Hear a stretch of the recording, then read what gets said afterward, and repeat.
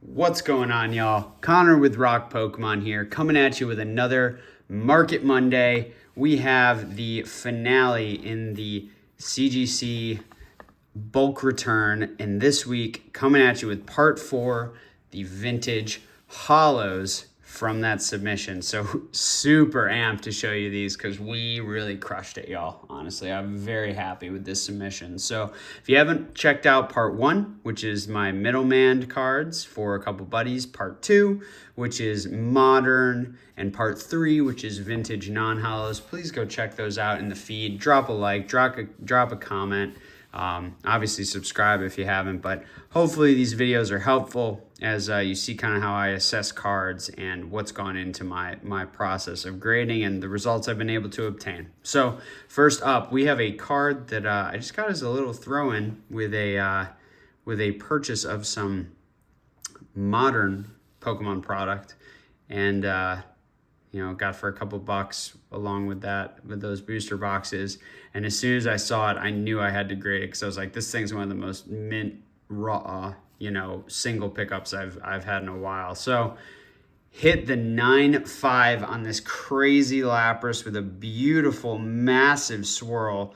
I mean, gosh, you know what they say, y'all, swirls get girls. So really strong. Knew it was a very strong card. Knew it was at least a 9. Really happy with the 9.5. Obviously knew the centering was off, but despite that, some very, very strong elements to this card, which played out in my favor. So beautiful 9.5 Holo Lapras with a dope swirl. I mean, look at that, y'all.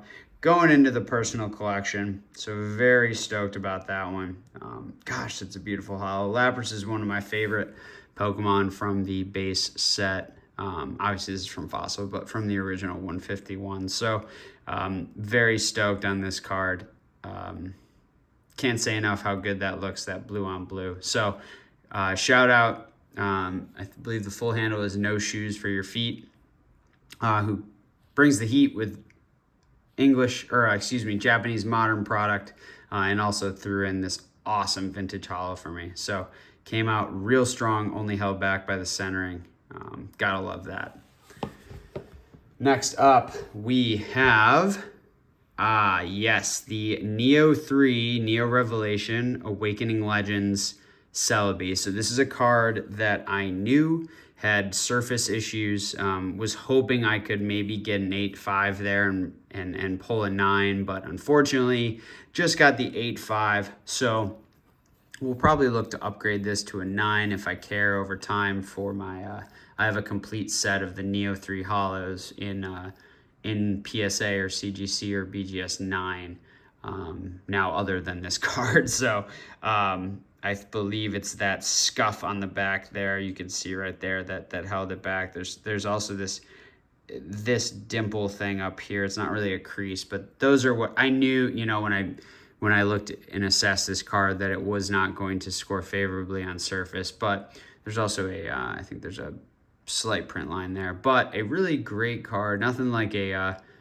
fairly strong grade on a vintage holo. So I believe this is the dud of the submission for the vintage holos. So you are going to see some very strong grades coming up. Here we go. So a lot of Team Rocket in here. We'll see what else there is. Yes, first and foremost, the Dark Arbok from the, a lot of these are from Bleaker Trading, from Don Diego's stream, her box break there. So knew the centering was horrific on this. Other than that, super strong.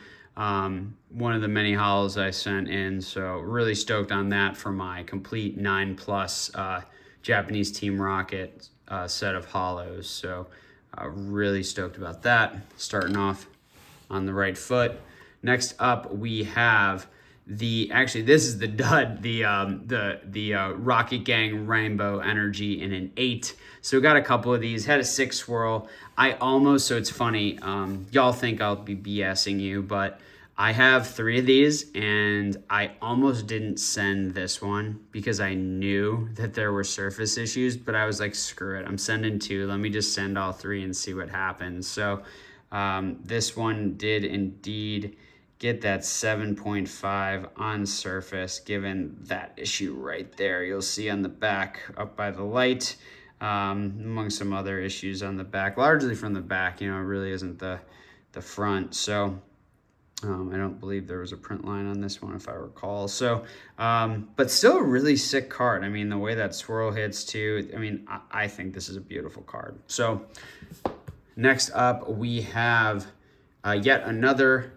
Rainbow Energy, this time coming in at the 9. So this one with a beautiful swirl right there will be sitting in my collection of 9+ for the Team Rocket set. So pretty stoked on that. Again, knew the centering was off, but this one was much stronger. And then we have, I believe the next one should be the banger of the trio. Yes, the 9.5 with a swirl on the Rainbow Energy. So a really cool card. I think that, you know, this is kind of an underloved card, but I think it's really neat, and they all have freaking swirls galore. So that swirl right there is really, really solid. So decided I letting the 8 and 9.5 go, just keeping the 9 for myself, because, you know, it's fine. It's I'm happy to let someone else chase this or crack it for a 10, whatever. So those are the Rainbow Energies. So sorry to bore y'all if you don't like that card, but I do. Next up, I think this is a heater. Oh yeah. We've got a 9.5 on the Dark Magneton coming in, only held back by surface. I mean, this card basically got dinged because there's a slight, I mean not slight, but there's a vertical print line right here that's harder to tell because of the way this holo sits. But if you catch it, I can see it with my eyes. I'm trying to see if it can come in on the camera.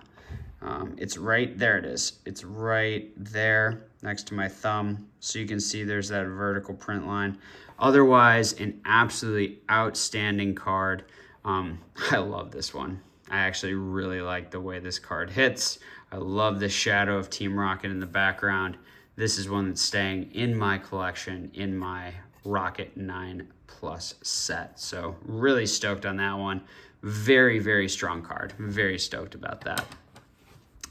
Next up, we have the Dark Golbat coming in at the 8.5. So I'll be letting go of this one because I was able to hit a 9 for myself. So again, some of these, if I had a double, just said, you know, what the heck? I think they're all 8.5+. Let's send it in, see how it goes. Knew both of these struggled with centering. And effectively you have, you know, surface really for the most part holding this one back. So that one will be going. This one will be staying in the collection. And a pretty sick card, to be honest. It's kind of a funny looking Pokemon. It reminds me of Crazy Bones, if y'all remember. Like, it looks like a Crazy Bone. Golbat looks like a Crazy Bone. So pretty funny if any of y'all remember those. I was a huge Crazy Bone collector and player back in the day. So I always would go into this specific toy store and get those. So gosh, that makes me smile. I just recalled that. That's really cool. Also, the Death Star up there is pretty sweet. So no print line, just a big fat Pokeball back there. So 9 on the Dark Golbat. Now we're going to start heating up this sub a little bit, I think, into some killer Pokemon. After we hit the Dark Slowbro here at the 8.5. Again, held back by the centering on this card. And of course the surface. Again, knew all these had 8.5+ potential, and that's what I was going for. So this one just hurt me on the surface really, because I knew the centering was off, but I thought we might be able to swing a 9 if we were lucky. But that's okay. You know, it's a lot of this is from, you know, surface from the back for these Japanese holos, which like could be a lot worse. I mean, the card displays beautifully. Don't mind that at all. So still looking for that one in a 9. I think that's actually, I just need this card in a 9 to have the full set of Team Rocket in 9+. I've sold off some of my PSA ones and have filled it in with CGC just because I like them. And, you know, it's a pretty good strategy.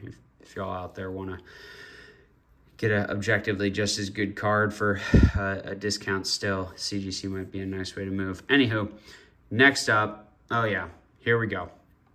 Dark Blastoise coming in at the 9.5. This one is staying in my collection. What a freaking heater with that swirl up there. Are you kidding me? Thanks, Don Diego, for pulling this one for me. I remember this one specifically. Knew it was quite strong. Almost hit the quad 9.5s, but that centering was just a little too much. But dang, look at that swirl. I am so stoked for this to go with my 9.5 Charizard. Just beyond stoked for this one. Great card. One of my favorite Blastoise artworks, along with CD promo Blastoise. So super stoked to have this in the 9.5. And then was also able to hit a 9 with the other one with the massive swirl. So again, these are a pair of cards where I knew one of them was objectively better than the other if you look at my pre-grading spreadsheet, because of the centering on this one. This border over here is much thinner than the way the centering on this one is shifted. So that's even just a start. And then surface on 9 on this one, I believe, if I recall, there was something on the back. I don't think it was a print line, but let me double check. Oh yeah, no, there's a print line right next to the swirl. It's hard to tell, but you can see it cut through that right there by my thumb. But I mean, that swirl is ridiculous. So it was like, duh, you're gonna send this in. And then I think there might have been something on the back surface. I can't recall. It's a lot of cards to go through, but nonetheless, oh yeah, there's like a little scratch right there on the back, but a wonderful card. So I'll be keeping the 9.5, letting the 9 go. It's a really good way to, kind of pay for the card for myself. So next up, we have, some heaters from Neo 3. The Aerodactyl in both the 9.5 and the 9. Again, another pair where I was like, hey, what can we hit here? So we got sequential or quad 9.5s here.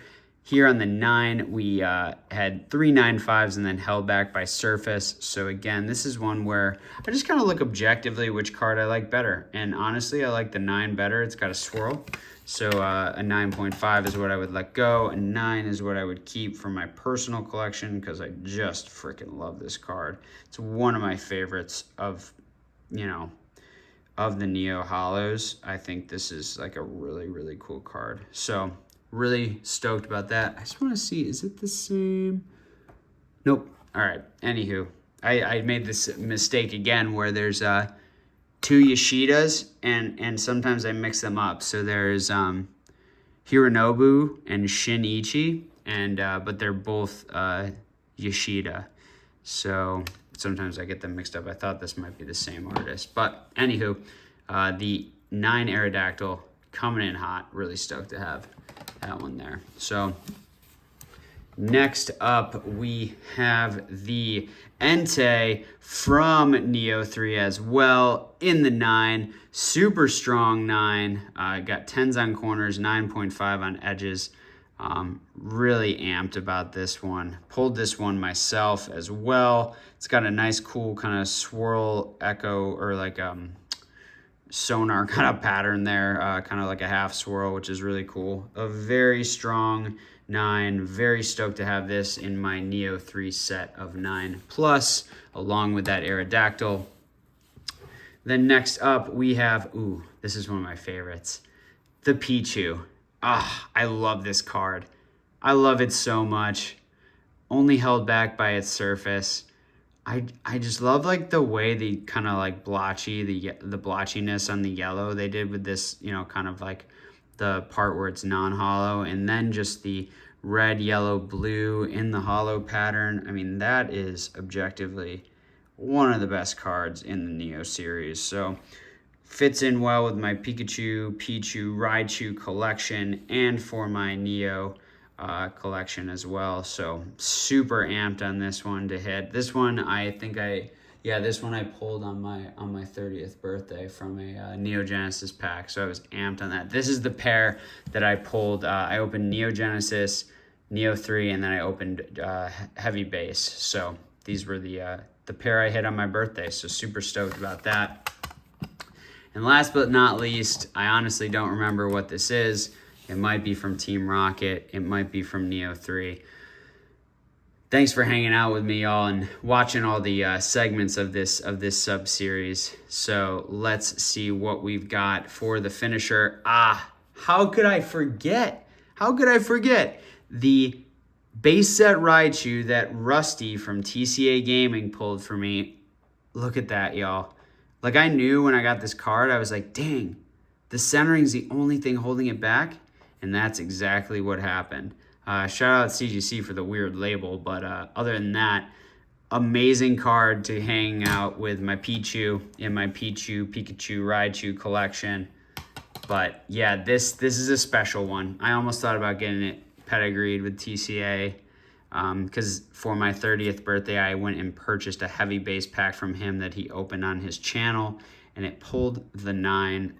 So amped. One of my favorites from base set as well. Really fun artwork from Sugimori. So y'all, thank you so much for watching. I appreciate you watching through all my CGC returns. You kind of see, what I was thinking when I sent cards in, and how I've been able to be successful is largely by you don't see all the things that I don't send in or that I passed on, right? So just being very, very objective with my pre-grading, not trying to kid myself, and really taking the time to review these cards. So obviously something like this I was going to send in no matter what, really, because it was a very special card for my collection with the memory associated with it. But overall, you've been able to see so far some of my success with CGC. Yes, I know they're giving out more 10s. Yes, I know they've shifted their grading scale slightly, but I still think objectively I've been able to really, hone in on the cards in my collection that were worth sending in, and I've reaped the rewards, right? You reap what you sow with grading, and there's no reason to kid yourself. You just got to be objective. So, as always, I am Connor from Rock Pokemon. Collect what you love, but do it intelligently. See y'all in the next one.